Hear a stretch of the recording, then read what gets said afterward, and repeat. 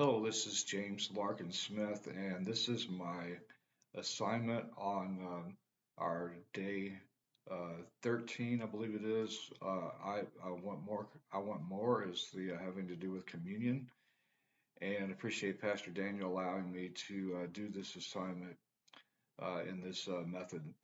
So we were supposed to post a paragraph. I will be doing that verbally about our reading on this holy ministry, part one. And there were several things I really liked about this. And as example A says, in what ways do you identify with the story of the girls who exclaimed, "I want more"? And it's very interesting because I come from a background, a very evangelical background, where typically communion is done once a quarter, and there's some theological differences in that background. And I'm new to the Methodist Church, and I'm revolving in my learning of obviously the theological background of the United Methodist Church on. And there's a lot of differences in that area. And one of the things I enjoyed about the reading was the fact that it is kind of a blended view of this, but there are some major differences in this area of the substantiation, the wafer and the juice becoming part of the body of Christ. That's a major difference from what my background is. So it's ever evolving, and I'm learning to understand and appreciate all the backgrounds and the different views of this. And my view is maybe ever evolving. I certainly support my church and as I'm a member of it and working to become a LA minister as part of that. So anyway, it's nice to hear some more in-depth discussion and reading on that part of it. Uh, I do enjoy having it more often than that. I actually do have communion every week because although I'm a part of a larger church, and the service that I actually attend and actually do the music for and help with is in a senior center next to it's on our campus.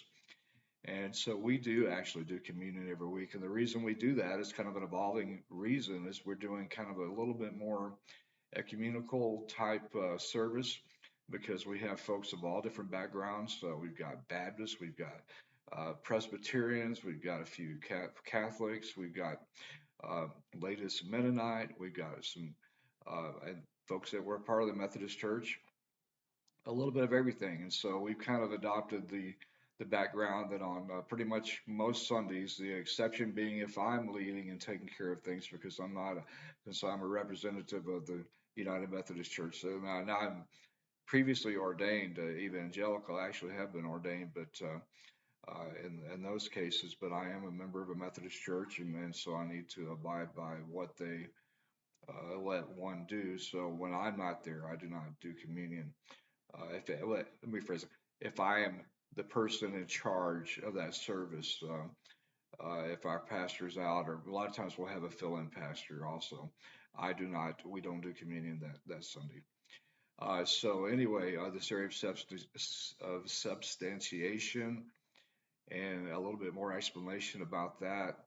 And I do enjoy having it every week. As a matter of fact, I didn't know that in spite of the fact that our main services in our sanctuary and our modern service next door, you can get communion every Sunday if you want to. That's available at the altar. After the end of the service, we have several pastors and several of the lay ministers there that are available to give you communion if you would like to. It's just not publicly done through the whole church. And it's a pretty, we're a pretty big church, so it's not easy for us to just, do it. We could do it every Sunday, but it's a little more time wise. And there's this time issue trying to get it. We've talked about that in other parts of this course. A lot of services trying to get out and, just a little here over an hour, trying to be out of there by 12 or a little bit after. And it's not easy to do. And communion has been part of that thing this cup, but I do like the fact that our church offers it You can still go down and get it if you want to hang around per se.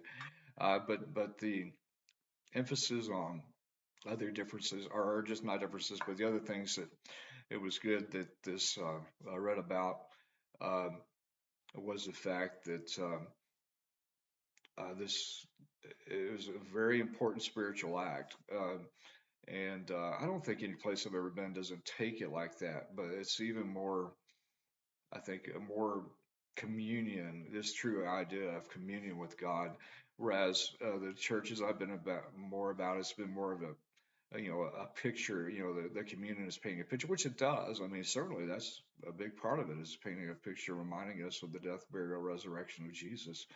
But this idea that it is a holy, sacramental, transforming act that we participate in, and the idea of grace that the article also wrote about. And so I'm interested to find out also. I'm curious of this idea of our church uses juice. I know in the Baptist churches I was a part of years ago, boy, there's a difference between wine and how everything was prepared and the different elements and how I'm curious to read further about the actual elements and the preparation and this idea of not concentrate. I mean, that's the juice. Consecrated act is a little different, quite a bit different than what is done in some of the churches I've been a part of. So it's an ever evolving learning. That's why I'm taking this course. So I appreciate it. For brevity, let me close there. Thank you, Pastor Daniel, for allowing me to do this via video. And I look forward to your comments, folks. Thank you very much.